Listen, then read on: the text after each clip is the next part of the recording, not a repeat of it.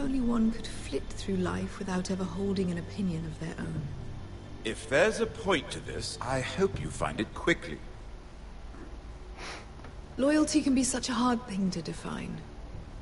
This city alone is filled with all sorts of ambitious opportunists looking to reinvent themselves, pretending to be something they're not. Who knows what lurks within their hearts? You are a girl from the north, here in service to Lady Marjorie. One can only assume her interests are yours. Yet loyalty to a king, that must be absolute, beyond question. And if your loyalties were to become conflicted between your king and the very person whom you serve, what would you do then? I'm sure let the girl answer the question. The king, of course. Well said. I was beginning to worry you didn't have your priorities straight. She is a threat to the crown, isn't she? The most dangerous handmaiden in all of King's Landing. I'm not quite sure what to make of her. Not surprising, I suppose, for a northern girl, but not very encouraging either. I'd like a word with you, if I may. Of course, Your Grace. No, się przemówię.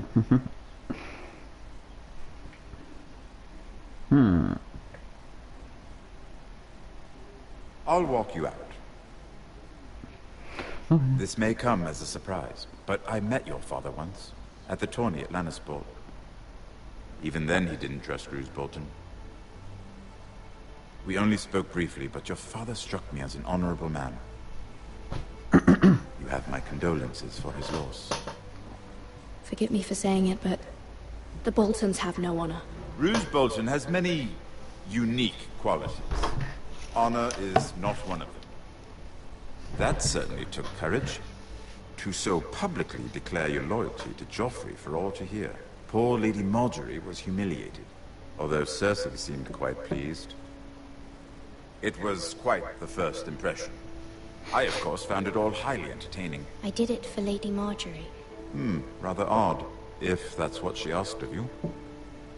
But I'm sure she has your best interests at heart. My sister and I have our differences. She takes great pleasure in her little charades. I take mine in thwarting them. We must find our amusements where we can. She threatened to give your ironwood to another house. It is the Master of Coin who decides such matters. The crown needs boats. Boats need wood. What are you suggesting? I suppose the crown could be persuaded to secure ironwood from House Forrester. Lady Marjorie might not look favorably on such an alliance, and it would infuriate Cersei. Although what would be amusing for me might prove rather dangerous for you and your house. Are you willing to risk that? It's a risk I'm willing to take, Lord Tyrion. Please. You are a brave girl, aren't you? I'll consider it. Now, if you'll excuse me, I promised Sansa I would join her for dinner tonight. 3 beautiful bottles of Dornish wine await my arrival. Thank you for the advice, Lord Tyrion. Just be careful.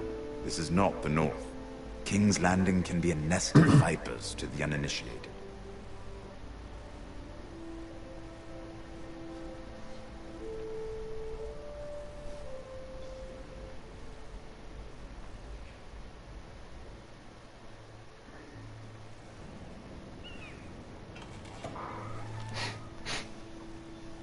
Mira, I was worried.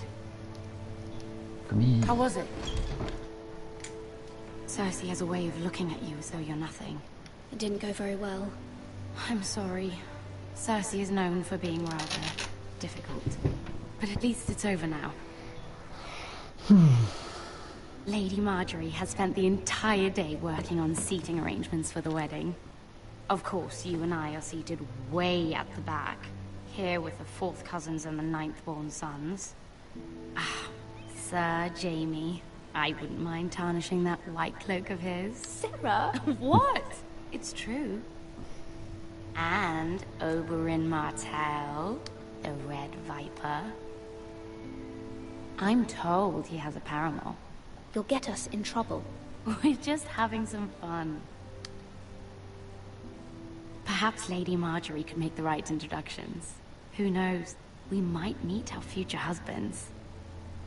Although, marrying a king, I can only imagine what that would be like. Would you marry Joffrey if it meant you'd become queen? He does have a certain look about him, and he's always treated Lady Marjorie well. I'd marry anyone if it helped my family. Right. Of course. Well, I would marry him. Imagine the power you would have as Queen of the Seven Kingdoms. I might even allow you to be my handmaiden. Let's see, who else should we marry off? Brienne of Tarth and Tyrion Lannister. What a perfect match! Sir Bronn and... What are you doing? Oops. Hello. Well? Sarah? I'm sorry, my lady. As am I. We shouldn't have been messing about. This is not a game. It's a battle plan. Allies and enemies can be made with every move. Yet they say it is men who are powerful. The Queen was pleased by your display, Mira. I'm just glad it's over. King's Landing can be exhausting sometimes. There's always someone to please or some perceived slight to smooth over. I fear it will only get worse when I am queen. Once they know your true heart, the lords and ladies will have no choice but to love you. Do you agree?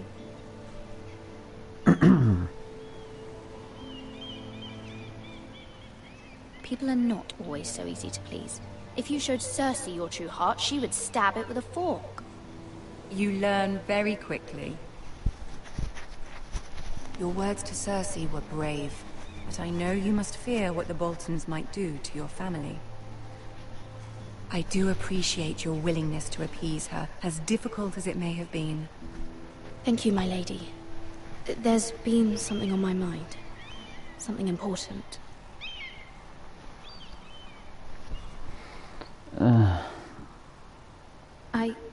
I did have a favor to ask of you in return. Whatever you wish to say, you can say it in front of Sarah. There are no secrets between us. It's about my family. I trust her.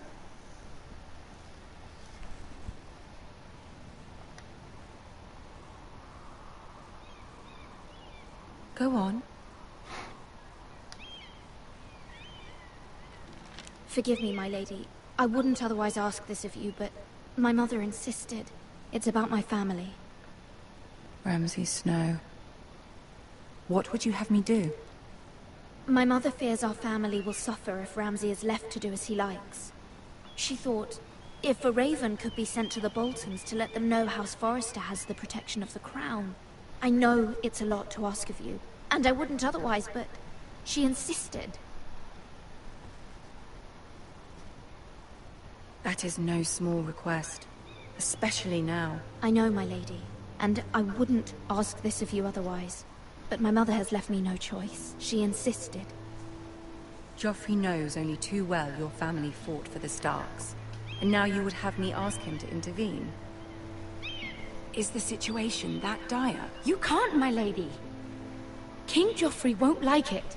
Just think how he turned on Lady Sansa. My mother feels it is urgent, my lady. She's unfamiliar with King's Landing and its politics. I hope you can understand that. Very well. I'll make your request, but I cannot promise anything. Thank you, my lady. I will send a raven to my family at once.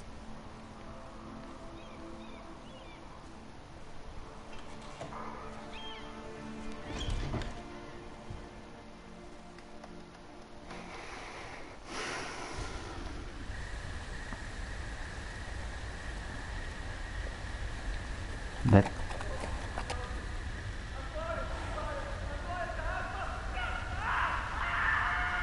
the fuck, Alter? Oh, ihr habt wohl ein Gaul, Alter. Seven hells.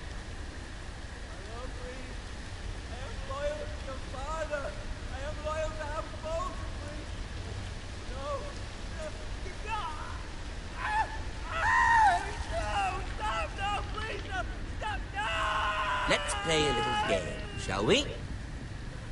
Did you know my ancestors wore the skins of their enemies as a coat?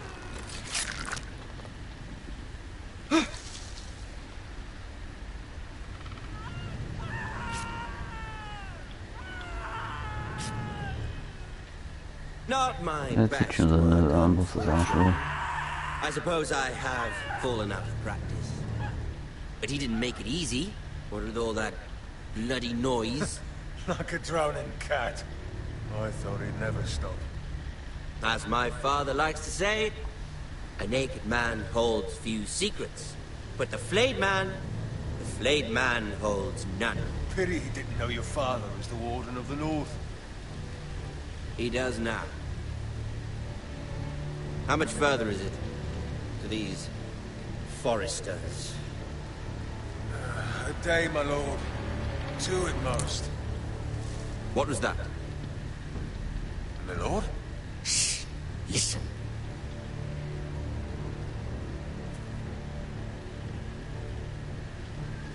There.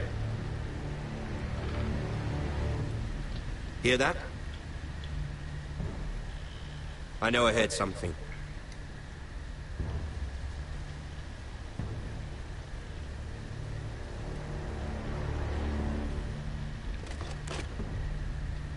Never mind. We've wasted enough time already.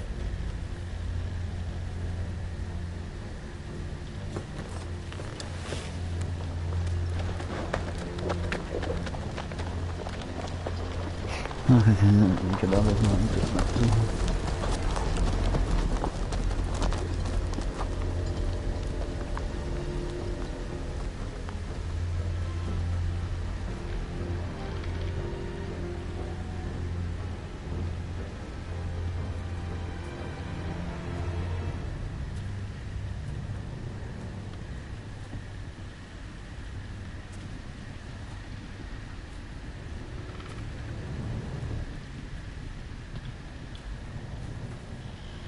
Bloody hell.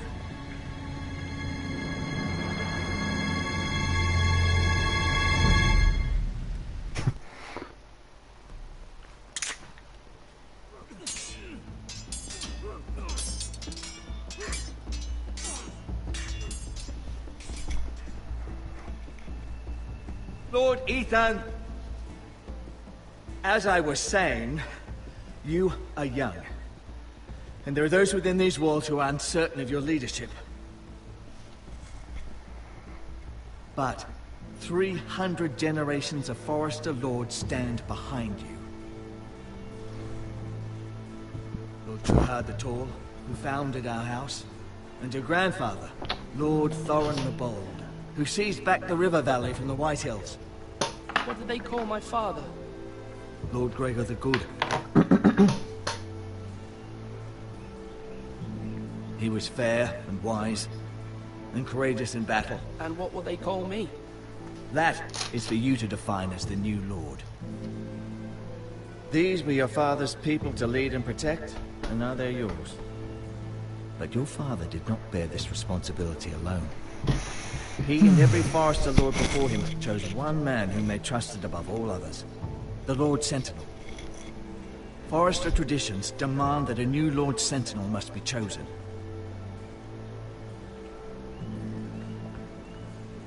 Keep walking, you craven son of a whore. Move! Summon the Lord! We need his judgment. I've done nothing wrong! I was only trying to survive!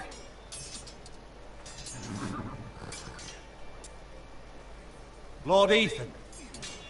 Missed. You spoke of judgment, Sir Royland. What judgment is that? This craven is a deserter and a thief.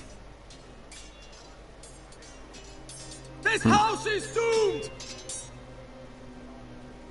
We all fucking know it!